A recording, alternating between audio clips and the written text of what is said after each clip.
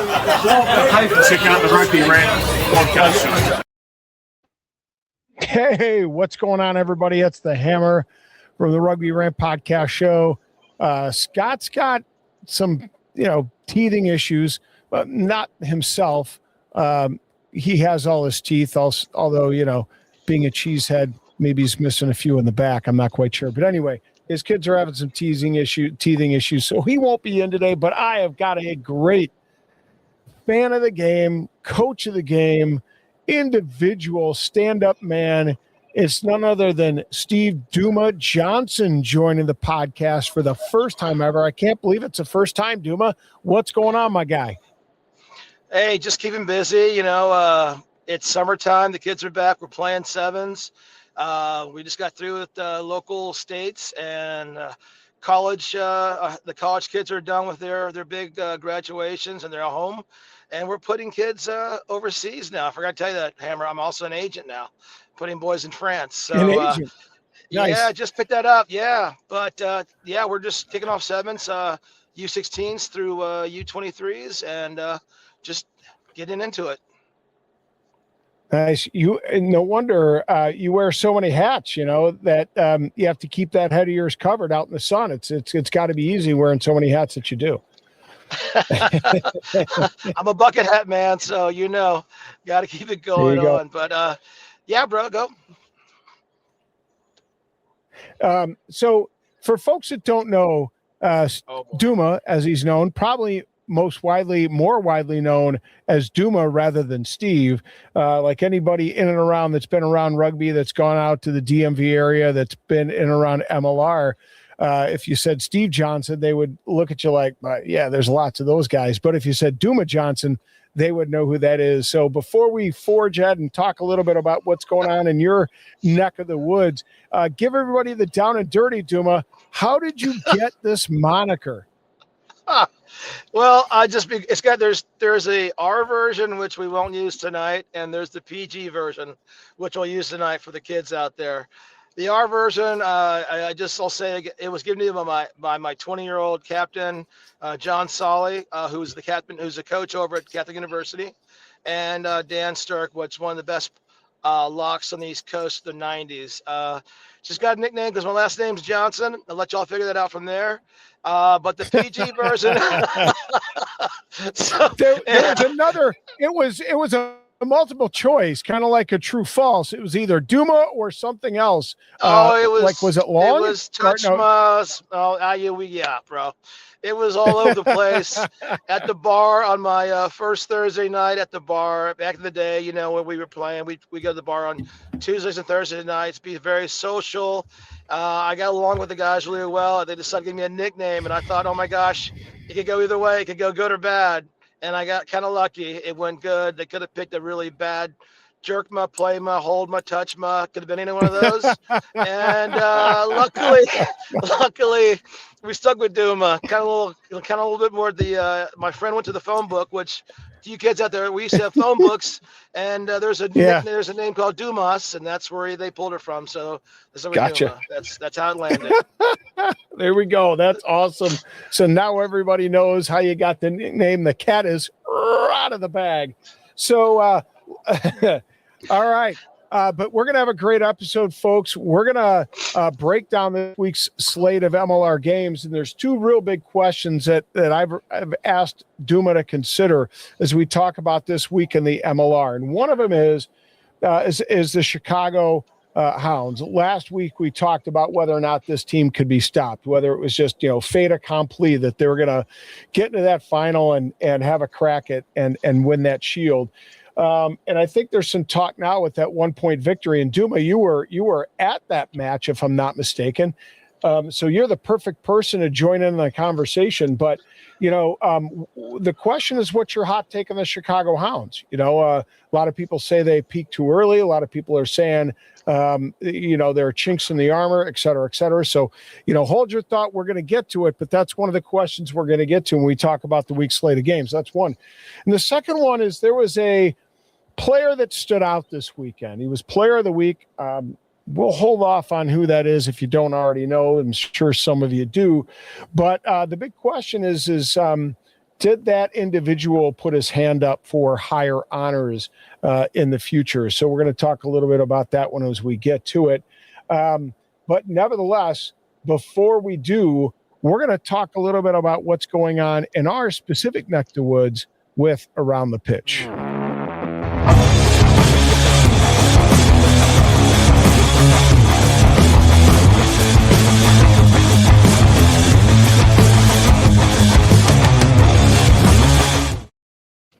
All right, Duma, let's hear what you've got going on. You've got a lot of hats that you're wearing out there in the DMV area. It seems like you're at just about every rugby game there is from coast to coast. So what do you got going out there in the DMV area that people should know about? A couple cool things just happened. I have a new nonprofit, and we're in the Capital Rugby Union. It's gonna be a U23 side that will play in the sevens series out here, totally open.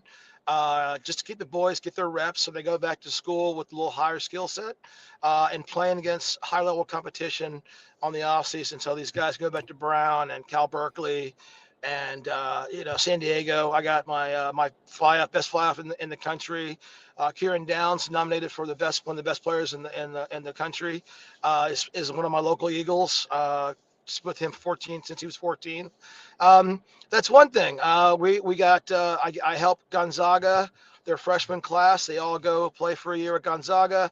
They roll out with me and play sevens or with other local coaches to upskill themselves. And Gonzaga, I think, finished third in the country this year. As you can tell, I'm wearing their 5-time national champion shirt right now, representing. One of the cool things we have is the DMV Classic coming up in October. But we kind of made a twist on that. It's going to be a 4 tournament series, and we're getting away from this game where you're beating other teams up, too much high scoring, and you're losing the love of the game, the culture of the game. So the high schoolers and the middle schoolers are going to play in this 4-round series in the DMV area, and it's going to be the DMV Fall Festival Classic. And the point systems are going to be this. It's win 3 points, lose a point, tie 2 points, and the referee will decide the bonus point based on sportsmanship. So we're going to get the yelling at referees, the bad, yelling at coaches, players getting upset in the field. That's going to go all away. And the team that has the best points at the end based on sportsmanship, respect of the game, respect of their teammates. That's coming up October. As you also know, I'm part of the All Blacks a little bit. I was taught at Crusaders Academy, high performance. So Jace Ryan will be in September. And a lot of folks are getting ready for that big game against South Africa and Baltimore. So I've got a suite for that. I got a bunch of things happening. I work with Crusaders High Performance Academy, and we'll be schooling up 500, 600 kids that September. But I also work with Toulouse out of France. Here we go. I got a France-Toulouse camp coming up in July 5th through the 10th. And if it goes over well, Toulouse will be coming into town every year, having camps around the USA, which is great because I have Crusaders coming in September, Toulouse coming in July, and then, hey, it's on to the fall season where I'm coaching 2 select sides. One's going to Scotland in August to play our sister city Dundee. And what's cool about this is our mayor of Alexandria, my neighbor, I point towards my neighborhood right over here. She is all rugby now. She's been to one professional game or a national game, the women playing Fiji at Audi Stadium, and she was going to do a little 10-minute promo. She stayed for 2.5 hours, and now she's the biggest rugby fan promoter of our Alexander Select side team that's going to Dundee. Lastly, I also coach with Capital Selects. The DMV Capital Selects, which is a team we took down to Brazil a month and a half ago. We took 2 W's down there. So just growing the game, man. And I also have franchises of Rugby Tots to the 7-year-olds. We're a new franchise in Atlanta. Charlotte's going well, and I got the one in Bethesda. So that's most about half what I do. That's enough for 3 people. But when Scott Barrett comes in, my good friend, you saw him at the end of that intro, when he comes into town, tell him the Hammer said hello and thanks again for the shout out. But no, in all seriousness, man, folks, if you ever get down on rugby because, there's some disorganization because things aren't going your way or whatever, come back and watch that little bit by Duma. It shows you just how much, people like Duma are doing to grow the game of rugby in this country. I honestly that the state of rugby, I mean, it could it be better in some ways? Yes, but I have no doubt that it's never been better up to this point, and it's only going to get better because of the good works of the guys like Steve Duma Johnson. So thank you, brother, for all your hard work growing the game one player at a time, because I know that's what you do. I want to take a moment in my Around the Pitch just to throw a shout out to the Thunderbird Cup that happened last weekend at the Chicago Blaze home pitch. Big shout out to Ryan Ginty from Next Level Rugby for doing all the production. This is the third annual Thunderbird Cup. Let's see, teams represented Allegheny Rugby Union, Carfu, so that's Chicago Area Rugby Football Union, Ohio, Wisconsin, Iowa, Minnesota, Indiana, Michigan. We had U23s and senior men's and women's divisions all playing in this Thunderbird Cup. And some great rugby being played on both Saturday and Sunday. Awesome to see all the competitiveness in the Midwest. And again, it speaks to what I spoke about earlier, just in regards to the state of rugby never being better. It's alive and well and growing strong. Jump on it, find a way to be involved, whether you're a coach, administrator, or just somebody who can do social media for an organization, get out there and do it. But winners of the U23 Cup on the women's side, Ohio 50 over Carfu 19, and on the men's side, Allegheny 76 over Carfu 0. And then the seniors, the women, Carfu took the championship 45-26 over Minnesota, and the Indiana men's took the men's championship 31-27 over Wisconsin. So great slate of games. And again, you can check that out on the Next Level Rugby if you just want to get a look at some of the up and coming players. So some great stuff at a lot of levels: youth, high school, college, U23 clubs. We're going to have club nationals happen again here in Madison in August. I don't know if you're getting out for that, Duma, but hopefully we'll get a chance to see you. If we do, first one's on me, brother. First one's on me. Yeah. I'll be out there. I'll be up there. So at any rate, a lot of good stuff. But we're going to get back to talking about the MLR in just a moment with Around the Pitch.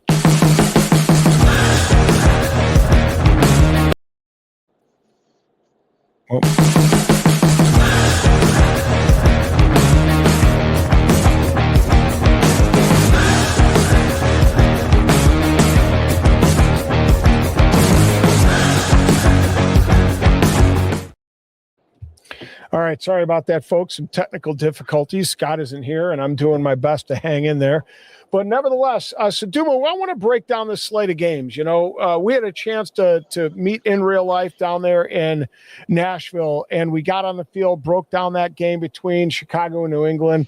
I love your analysis. I love how your approach and your thoughts on the game and just how you see things transpire during the course of the game. So I want to talk about this week's slate of games this weekend. And so for folks that don't know, here's the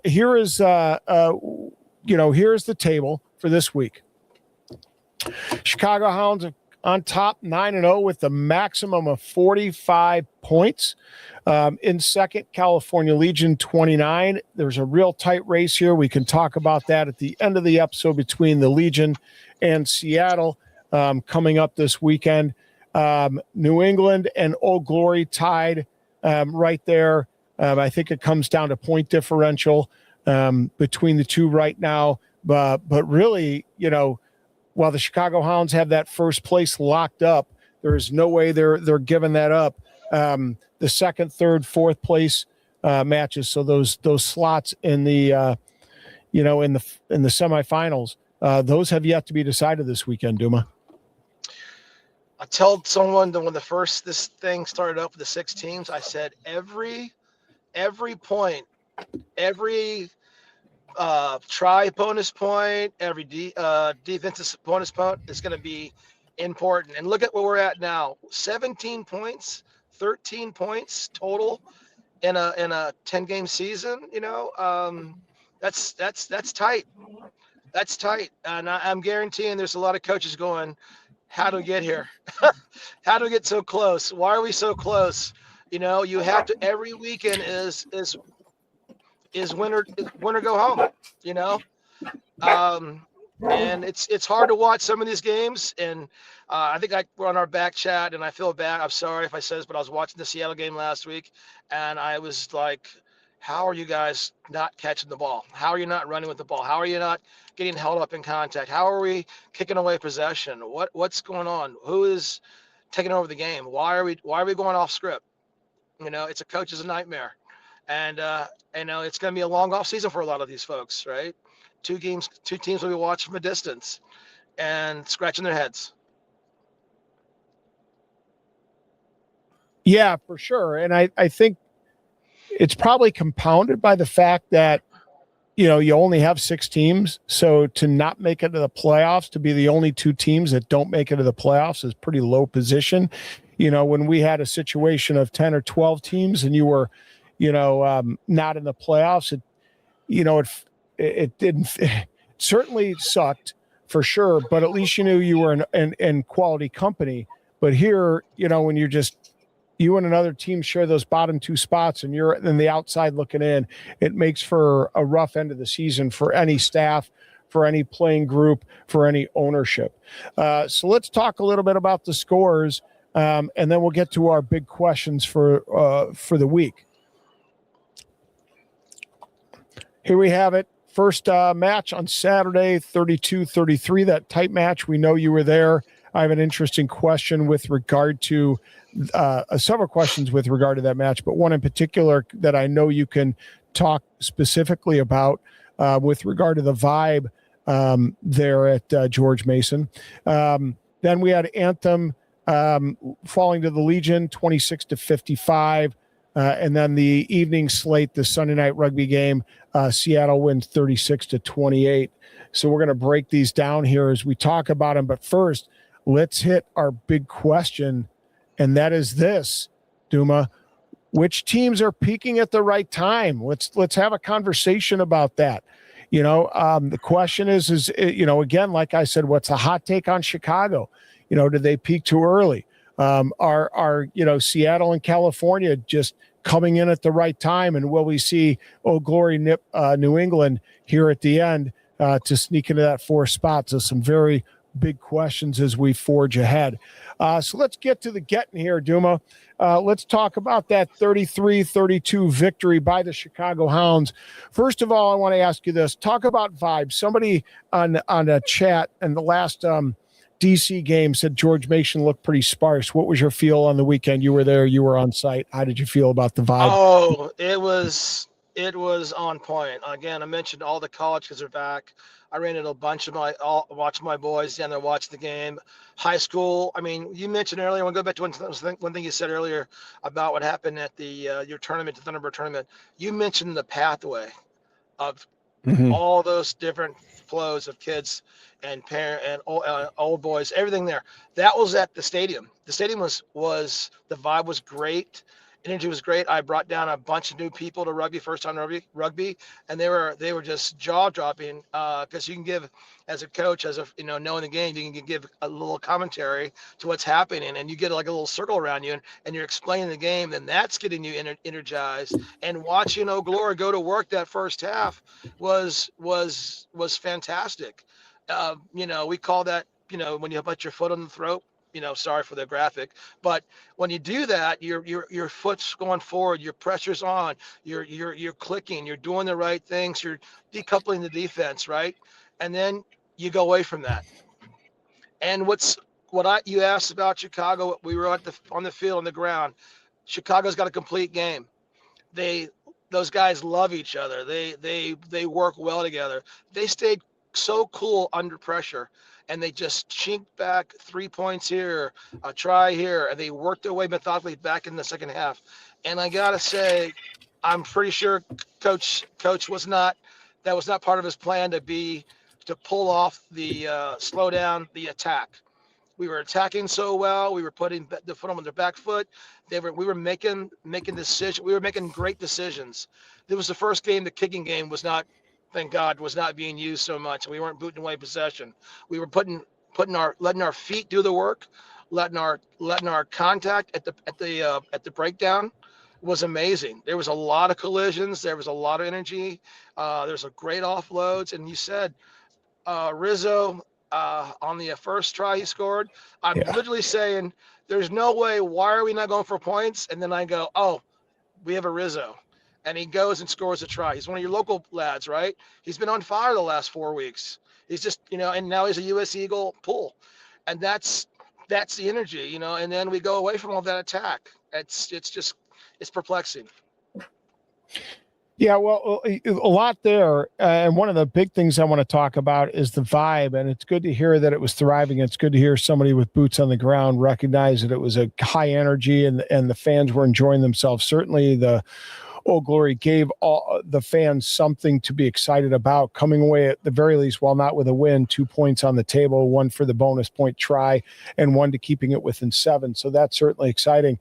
But, somebody commented, well, the stands aren't that sparse, but I think they don't really realize, that there's a festival atmosphere at George Mason, that if they look around as the camera pans back from the stands, you'll see there's people on one try, at the one try zone sitting in lawn chairs, tons of people sitting down there, tons of people, I'm sure, sitting on the other side of the field, people probably on the near side of the field to the cameras that you never see because of the camera angle. And then, of course, there's all the fan fest going on, coming down off of the hill, and a lot of, family and kids are enjoying themselves in that environment. So for me, like, if you put everybody in the stands, I think it would be a much better optic. But that being said, I think the vibe is exciting for Old Glory. It's a great destination. I gotta say it. I love the layout. The energy, you can walk around, you have access to everything. There's the kids zone, there's the adult area where there's the beverage, the food, the VIP is easy to get to. It's just a wide open, kind of intimate when you want to be. If you want to be close to the game, you're right off the sideline. You're right there with the team. It's great. Yeah. It reminds me a little what it was like at Catholic University in year one. Exactly. Yes. And, right. And we're almost back to that. The tailgates 25 meters from the field. Everybody's backing their cars up, and we're walking back at halftime to get a pint and then back to the game, right? And it was spread out too. You made a good point there, Hammer. It was along the sideline. Your VIP and your average kid could stand against the fence and watch the game up close and personal, or could retreat to the bleachers. Options. It was beautiful.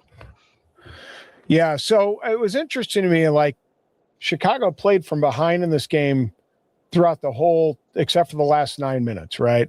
And at one point they were 14 points down with like 16 minutes left in the game. But as you say, they're just a very tight team. Not only are they a tight group culturally, I think, and in the locker room, but I think their leadership does not let those boys panic. They stay cool under pressure, and good teams will do that. And I'm not going to compare them to the Jordan Bulls. That's not what I'm saying. But, when you have a guy like Lucas Rumbaugh, when you have other, guys like Charlie Abel, you have, other individuals in there, Nathan DeHoot, who are all calm under pressure. It brings a presence to everybody else, a calming influence. It helps them just do the task at hand. Old Glory dominated in a lot of the stat lines.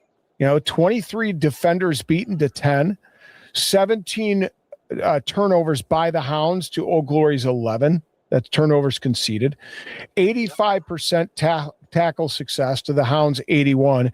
And there's Simon Cross commitment to Coach Cross commitment to the the tackle and contact area that he's been putting on there since the preseason. The Hounds missed 23 tackles. And then Old Glory had 6 turnovers won to Chicago's 3.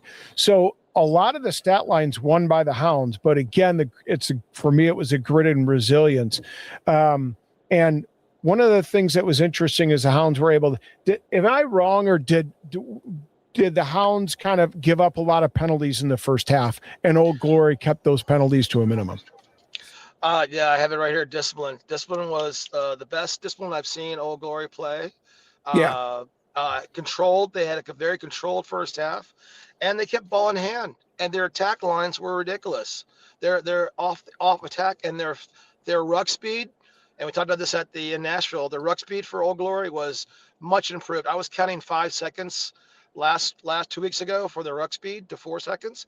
I had a couple of 3 to 2 second rucks, which means you can't get set on defense. You're not ready. So when those broken tackles are being made, because you're not set in your defensive line, you're coming at an angle. You're opening gaps. And when you can see those gaps coming at the pace that Old Glory was coming the first half, you're going to get to those tackles, and you're offloading people coming off support lines with you.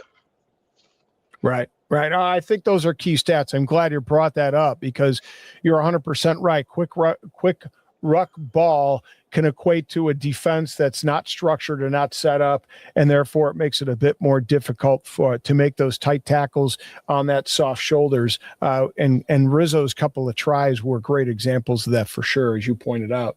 The one area I think the Hounds did pretty well is in set piece, 100% scrum success, and 16 for 16 in lineouts. It kind of goes to show, and then they cleaned up their penalties in the second half, and I think it goes to show you, if there's a coach out there that's listening, and you're a coach, so you tell me whether I'm wrong in seeing this. Watch your penalties, so mind your discipline, own the set piece, get those things right, and that'll be a good platform for success throughout a game. I think you nailed it. I think your patience on attack. If you are looking at a team like Chicago, who has had some great success in defense, with you being patient and waiting for them to set up at an off line or making them stretch the field by a few more phases than you're used to, then you're going to see when they decouple, and that's when you attack. And now you're keeping ball in hand, you're getting the ball back because you score. Points create pressure. You're always pressuring the team, and they have to go and work hard to get that ball back. We talked about Nashville. Once Chicago was up, could those guys come back? Nope. They got yellow cards. They put the pressure on, and the game was a wash, right? So you create your opportunities by keeping ball in hand, putting them back. If you got a good read on a fullback or winger who's not got a high ball game, putting the ball back on him, putting the pressure on. It's a known strategy going into it. But if you're kicking the ball away and no one knows what you're kicking the ball away, you're losing possession and you can't score without the ball. 100%. I love it. Great analysis.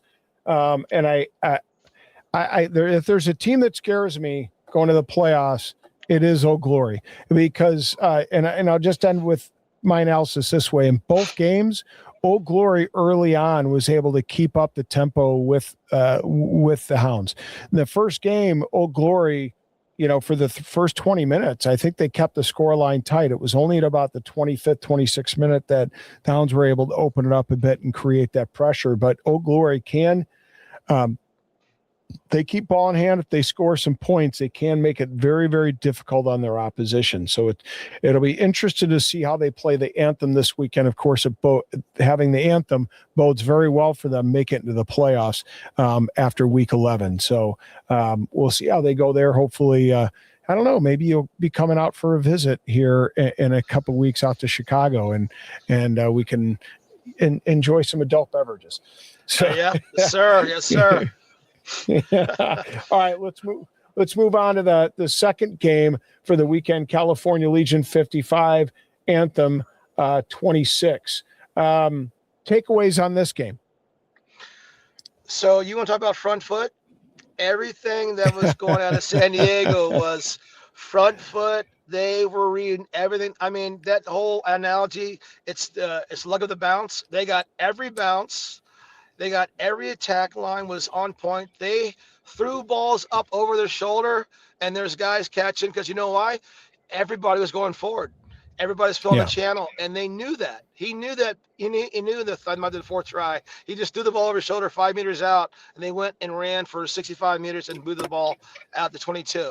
So when you got that kind of confidence, and when you know that you're all going forward in a channel downfield, and you're going to overwhelm the numbers after a couple phases, and ruck speed. Oh my Lord, the speed of San Diego, LA, San Diego, whatever, the California team, Legion. I'm gonna hear about that one. Yeah. They played 4 different locations, so I guess I should get a pass. You know, they were just on point. It was enjoyable to watch. If you want to show that game to a bunch of young players on how to attack a defense and how to spread and how to go at the vulnerabilities and run off shoulder, there's your video right there. Right. And then you remind them, so how you're able to do that? Well, we got to run a Bronco test, and then we got to get fit so you can play with that kind of pressure and that kind of pace. I thought it was interesting, 20 through 22 minutes. It was a tight game, 14-7 Legion. And I think this came down to, at least early, it was marred by poor execution by both teams. Anthem had a penalty. Legion kicks to the 10-meter. I think this is about minute 5. Minute 5. Legion throws it in, not straight. Anthem get a scrum. They clear the line. They're able to relieve the pressure, right? Poor line out from both throughout that throughout a lot of the game. I thought the line outs were not solid. It's really too bad Campbell Robb has been such an offensive weapon, but I think that's the part of the game he really needs to develop in order to develop as a player. I saw another example, a penalty for a dump tackle by the Legion. Anthem kick to the 20-meter, but then they overthrow on the line out, and it's a turnover. So marred by turnovers, marred by poor execution, but then once California got on the front foot, as you say, their ruck speed is amazing. It all hinges on Bertrand. If you notice, I think there were like 3 to 5 times that they played out of their own 22, and there was probably 2 or 3 in which they played out of their own 5. Yeah. Now, if that's not disrespect, that is the ultimate definition of disrespect. If someone's going to attack me from their 5-meter line, that's just what they do. I know, but I'm telling you, brother, if someone attacks me off their 5-meter line and you don't make them pay, then that's saying something about our defense and what's below the belt. You know, you got to bring it. You got to those things got to not drop. You got to bring them up. You got to hit. You got to go. You got to go with your mates. You're not. I don't know. I looked like they were just getting left. There was like no cohesiveness on that defense after that certain time in the game, where they looked like they were just piecemealing it together and just hoping their mate made the tackle. And if he didn't make it, I guess there they go. And they were just dropping shoulders on people. You know how hard it is as a fullback to go make that saving tackle, knowing there's 4 guys running the channel right at you, and there's no help. Right. Yeah. No help. Yeah. I think your Broncos statements earlier, as you said, you got to be fit. It comes down to these games, and guys are trying to go to the playoffs, and you're not fit, and it's showing. Oh. Yeah, and I said at the beginning of the season, the California was off to a slow start, and Scott and I were talking about that. And I said, well, I don't expect that to continue. They're going to get fit. They're going to be able to play the way Hoyles wants to play, and it's going to be an exciting brand of rugby. 2 questions out of this game I have for you. The first one, everything seems to go through Bertrand, right? He had those 2 chipped over tops over the top of the line to Crimp. Crimp scores on both. He plays fast from his own end. I think the first try scored, that was the one to the 8-man, whose name is escaping me at this point. Yeah. No, it was a try to Chen. It was a try to Nick Chen. He was the center. That was off a quick tap.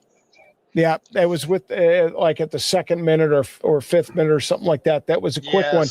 So here's my question.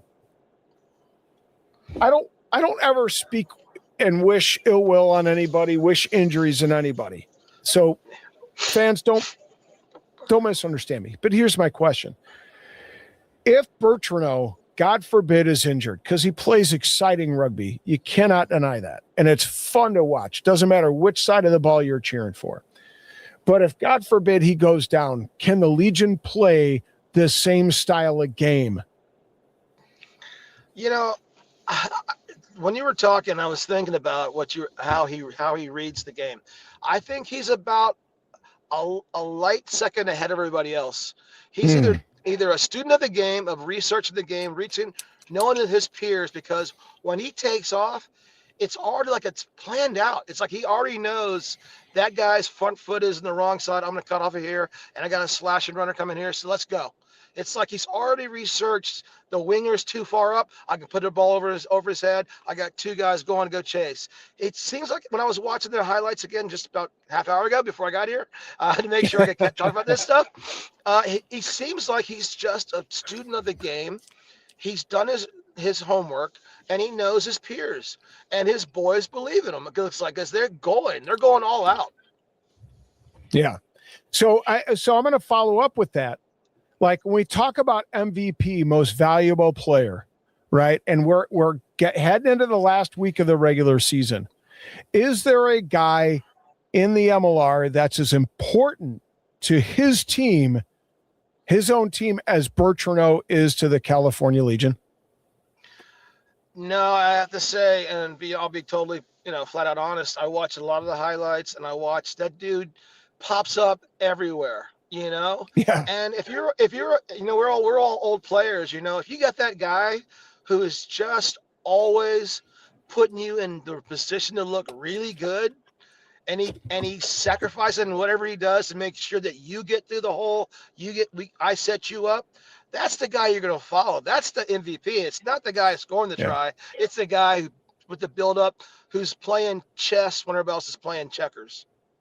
Yeah. You're right. And it's funny you mentioned his ability to see the game. I think it was not this last week, but the week before. I think it was like a double loop from a pass behind, a pass out the back, and that they're playing that 1-3-3-1. The pass came out the back. He's running that line behind. He gets the ball, and there's a defender right in front of him, and he dribbles that ball through. And I forgot whether it was Mano or one of the other wingers.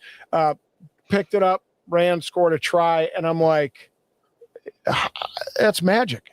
Absolute brilliance and magic from him. That's happening at full speed. You're He's right. reading the guy who's shooting the gap. He's putting it in between four players, and it bounces right up into the guy to his opposing his teammates' hands at pace. That's a lot going on. That's an MVP. Yeah. It's like the Jason Roberts of the old. We used to have Jason Roberts before he went to France. He was that guy, that combination between the 9 and 10. Those guys they were the best two in the league for like 2 years, just the way they could read and attack. And I think it's homework. I think it's IQ. I think it's just, Yeah, he watches film, studies his opposition, as you said, and I think pays a lot of attention to what the officials are doing, so he can get that, find the mark and get that quick tap and get the Jets going. All right, Stefan Crimp, this is the big question. As I see it, there are, and I'll backtrack for just a moment, so forgive me, fans, but I don't know that we've ever seen as deep of U.S. roster in the history of U.S. rugby. I mean, look, through Todd Clever's career, was he ever a guy that you went, I don't know if he's making the starting 15. I don't know. Was there ever a time in which, Mike Herkus, when he was playing, I don't know whether Herkus is, you're right. But now, there's such depth, like the quality is better and it's thicker for me. That's the key, right? That's thicker. But the two positions that I've always had concerns about as we go into 23rd, when we are host of the World Cup, is the number 10, because AJ McGinty, in all likelihood, unless he gets some bionic limbs, he's not going to be available in 2031. Cardi's probably going to be available in terms of age. He's been pretty durable, but you've got to have some options. But, who's going to be there in number 10 to be the future number 10 of this U.S. Eagles team? And the other one is, I don't think we've seen anybody really put the clear hand up to be the 15 for this U.S. Eagles team going into 2027 and 2031. So that all being said, Duma, did Stefan Crimp put his hand up this weekend? Yeah, I think he put both hands up. be able to slot in and read where you need to be at that time as a fullback is crazy. I mean, I was an ex center, and I would never know where my fullback was going to go. But when he went, you knew that he had read the hole, and he was in it at pace, and it was go time, and you were going to follow him through. And these fullbacks are, I mean, the pressure on them is 24/7 because they are the guy they're going to kick high balls to. They're going to test, and if you can hang to the pressure and execute, I mean, you're the guy, you know.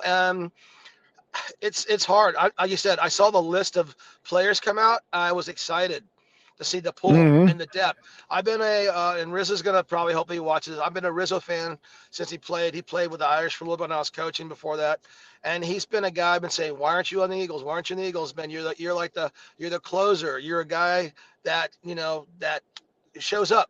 And this is the same thing I'm saying about our fullback.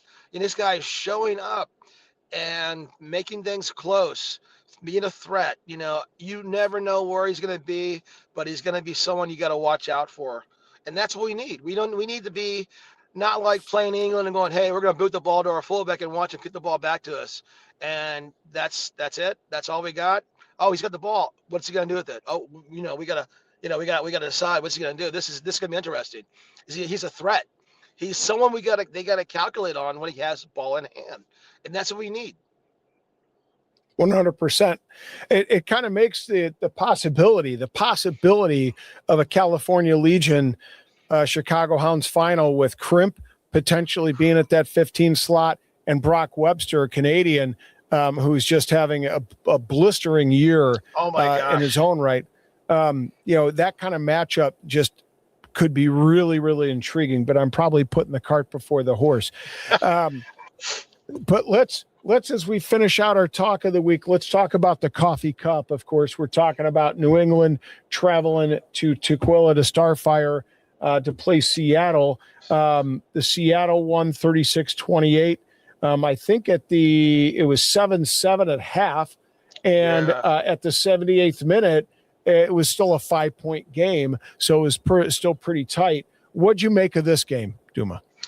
What I got to say, couple shout outs to our announcers nowadays. We got some really good announcers at MLR reading the game well. And they talked it through. I'm like, hey, you got to make your lineouts. You can't throw your lineouts away. These are key points of the game. Every possession is something you need to take seriously, and throwing away a very simple lineout, not doing extending on your jumps as a jumper, all these little things you need to do, and not making making the defense second guess the jumps, and then you throwing the ball directly to the other guy. I mean, that's not how you handle pressure. So that's why the game stayed so close. There were so many turnovers within attacking zone, right? So I like Seattle. I hate to say, I hate saying it because our friend will be like, all right, Duma, yay. But Seattle is when they pull it together, they were so threatening to watch. Like I said, I watched the highlights again before I got on the call, and it was enjoyable past that first 30 minutes when they got past that all the hiccups, But that's any team now, right? This is the last two games of the season. You can't have these mistakes, and when you do execute, you pull away. Chicago's patient, patient under fire. They're chilled. And they're going, we'll be all right. We're gonna win this game. We're gonna win this game. No worries. And they did. Seattle's like, we just gotta catch the ball. We just gotta catch the ball, and we're gonna be okay, right? And they are. They're okay. I think they're peaking. I think they're the ones that are coming together. They had a slow start, and I think they're coming together strong. I don't know what's going on in New England. I don't know what's happening there. But I guess they've had enough championships they'll be all right. Yeah, they've had enough success. We'll let's crown another champion and get beyond this. So, share it. Yeah, it was interesting. You mentioned it, turnovers. Like out of both teams, 21 turnovers by Seattle, 14 by New England. The lineouts, let's see, 11 of 14 lineouts for Seattle. New England had 8 of 15 lineouts. So just doesn't really bode well when you can't get some of the basics right. They don't. then you don't have a platform to launch your attack. Yes, and sir. even when they did, at least early on, we saw some great attacking opportunities by Seattle, only to be thwarted by knock-ons and knock-ons. So, and that's why, and it's funny you said that once they got that past the first 30 minutes, they kind of got things going, they got into the flow. And perhaps that's why, and you mentioned it, Chicago, that's why Chicago has really gotten to the better of a lot of teams, because they're able to, slowly work themselves into games, not make those early mistakes, not commit those early penalties, and they take advantage of those mistakes by their opposition. So maybe there's a formula in there somewhere if teams could get it right. Well, it's funny. We've all played, at some point and coach, and it's like we always say, when you fall outside of your system or you feel uncomfortable, go back to a couple of rucks, reset yourselves. Reset yourselves. And I'm watching these pros, and I'm like, no, we'll keep doing the same thing over and look for a different result. No, calm down, reset, get everybody on the same page. Yeah. I'm sure the coaches say this at the sideline or send it in when there's water breaks. You have these water breaks now every 20 minutes. I'm sure something's going in going, guys, what the hell? Let's just calm it down, catch the ball, which you could control, catching the ball. You control passing the ball, and you can control supporting your teammate down the field. 3 things you could control. So how about you got to just control that? Right. Straighten your line when you feel you get isolated. Straighten your line. Come back in to the forwards. Come back into everybody. Find your support. Reset, and get another phase going and launch your attack from there. I agree with it. There's some pretty key advice there for anybody that's an aspiring coach to listen to this guy. So, all right.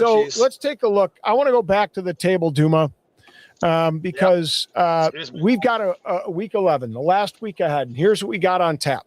Chicago's on top, clearing away. They're going to host, and they're the number 1 seed. They're going to host. There's a battle between Seattle and the Legion for that 2nd seed and that, home, hosting the other home semifinal, and of course a battle for that 4th place spot between Old Glory and the New England Free Jacks. So knowing all that, Old Glory plays the anthem. That's on Saturday the 6th. Okay, it's a 3 p.m. game. Is Old Glory, is this their opportunity to put their stamp on the game and get themselves into that 4th spot? I think we're ready. We are there. We got close. We got close. Like you said, 9 minutes left in the game. We were still winning that game. I think we just got to figure out how to finish off a game. The boys, Koi, Colin, they all look great. They all look sharp. It's just trusting yourself to be able to win a game. Finishing off a game. Put this team away. Get the 5 points. You can control your destiny with 5 points, right? It's pretty much it. So you get your 5 points, you get your 4 tries. You don't need to go, if you got a penalty in the first 2 minutes and you're in front of the post, get your 3 points, come back and go again. Because we've had problems over the last season of getting that early penalty and then going and having a line out and having it stolen and out of your control. You can guarantee Roberts could kick a penalty from 22 meters straight in front of the post. Take those, reset yourselves, and now you got something that they have to try harder to get to, and you're up, and you're creating that delta. You're chipping away. Control. You got 80 minutes. Turn the scoreboard on. Yep. That's right. All right. Yes, so whereas last weekend Old Glory was not happy coming away with that match against Chicago, but this week they're going to be rooting for Chicago because Chicago goes to Fort Quincy and they play the New England Free Jacks. Here again, if the Hounds can put one over on the Free Jacks and keep them from scoring any points and Old Glory gets a win, Old Glory is in. Will that be the outcome from this Sunday matinee match? I think that Chicago got rattled, and now they know what it feels like. So this is a good thing for them. I think they're going to go out to New England and really what did they score? 50 points in a row, 3 games in a row, Chicago did. Is that right? Yeah. I think we're going to get another high-scoring game. I think Chicago's going to put this one away and enjoy going out the season undefeated. And the Free Jacks, They got nothing to lose. They got to come. They're going to, like you said, and we said in Nashville, they got to bring it. They got to bring it because they got nothing to lose except for getting bounced out. So it's going to be interesting. And that place is not easy to play at. New England is not easy to play. They got a great fan base. They have there's a lot of energy there. And yeah, it's going to be a very interesting game to watch. And of course, it sets the table for it's a crescendo, if you will, for the Sunday night rugby match. That's going to be on ESPN. Seattle takes on California Legion. It's in Seattle. This is, number 2, as we see, and 3 on the table. Just 3 points separate them. If Seattle wins, basically they've got to win and maybe either prevent California from getting a bonus point, either through tries or, keep the score beyond 7, and they're going to outright win it. Otherwise, they're kind of leaving it to the total number of point differential, I believe, or the total number of points, I think, is the tiebreaker. Yeah, so. Yeah. So what do we expect to see here? Who do we expect to see in that number 2 slot after this match? I'm gonna say with Seattle. I think they're the ones that are peaking. I think they'll fix their line out because they're gonna have to, and I'm sure that's gonna work on all week. And they're gonna be consistent with the ball in hand, and they're gonna be a little bit stronger in the attack. Their flankers, I like how their flankers run and how they support and how they attack, and they have a little bit more intensity. I'm gonna go with Seattle with the points. I think they're gonna walk away with 5 points. Wow, that's a bold prediction. Yes, Here's sir. my question. I if they weren't playing in Seattle, I would hands down pick California simply because their pace of play, I think they're peaking at the right time. I think they're clicking on all cylinders. Bertrano's got those guys humping. But the only question, and you're a coach, so you might understand this better than anybody, that field at Tukwila is a little bit smaller than the rest. Does that play to the Legion's disadvantage, or do you think their style of play can work through that? No, I'm a big fan of knowing your home field, knowing your pitch, and using your pitch to your advantage. And that's been their pitch for a long time, and they know how to work within the pitch. And it does you a disservice when you have that getaway speed and you work the edges, and your edge comes up a lot closer. It's a lot tighter. So that bodes well for Seattle. And I'm telling you, Seattle reminds me when they won back-to-back titles. They're looking strong again. They got to fix a few things, but I think they're going to fix them in practice. And they're gonna be. I think it's gonna be a very physical game, a very, very physical game, because you have to be against the Legion. You have to shut them down in the gaps in the channels, and you got to fold them back into the scrums and rucks. So it's going to be a very physical game because you want to slow them down and not let them get to the edge. Yep. Whatever edge is there, you want to keep it contained. And it's going to be, like I said, they've been hitting well. I think it's going to be, like I said, physical match. Yep, for sure. Now, I want to be careful here, fans. I'm not discounting Anthem.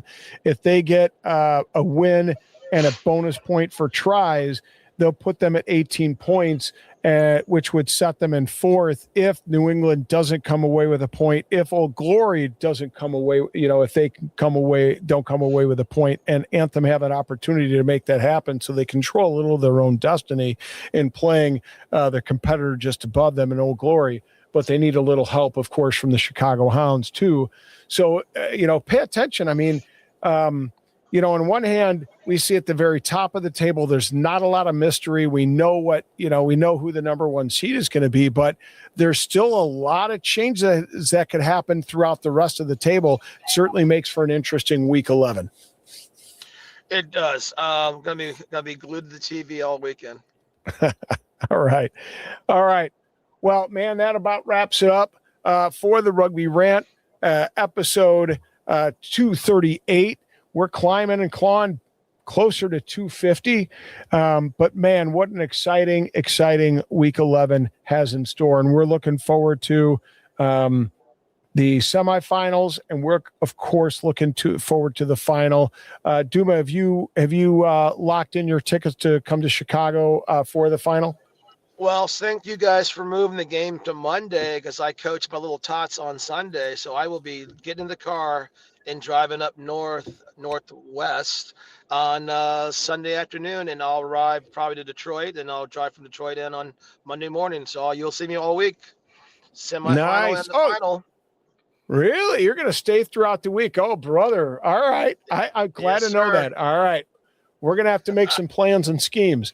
So, that's awesome. Where are you staying out of curiosity? Downtown or are you staying someplace out? I never know. I'm usually a downtown guy because I like the bean. I like to walk around by the Naval Pier, and it's such a beautiful town and great people. So, and I gotta find that pizza place we talked about in the chat. I gotta find that place. So, I'll be bouncing around All right. All right. Well, hit me up when you get into town. Well, I'm sure we'll for see each sure. other Monday night at the semifinal. Looking forward to it.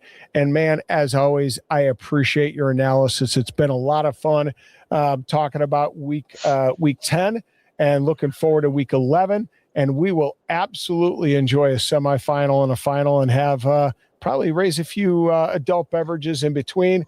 But thanks once again for joining the show, Duma. Yeah, fantastic. Sorry about the car audio and all that, but lovely time. Thanks, Hammer.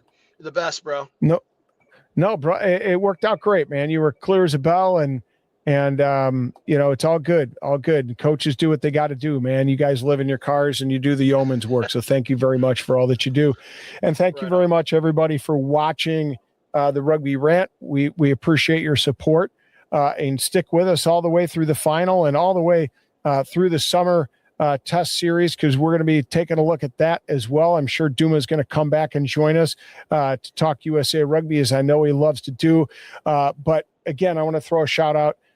If you're not, even if you don't and have never played rugby, you don't play rugby, get involved in local rugby. You can be an admin, you can be a social media administrator, you can be a treasurer, you can use your skills, marketing, whatever it is, to help support your local club, be it, local kids club, youth program, be it a college program that just needs free support, or, a D1, D2, D3, D4 men's or women's team. They all need help. And it's because of that work that rugby can grow, to 31 and 33 and beyond.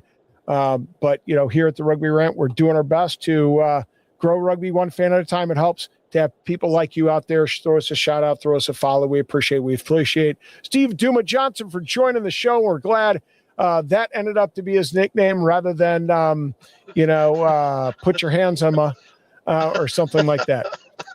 So, all right, brother. All We'll right, see you guys. next week. Be good. Cheers. All right, folks. Another one in the dust. We'll see you at the next.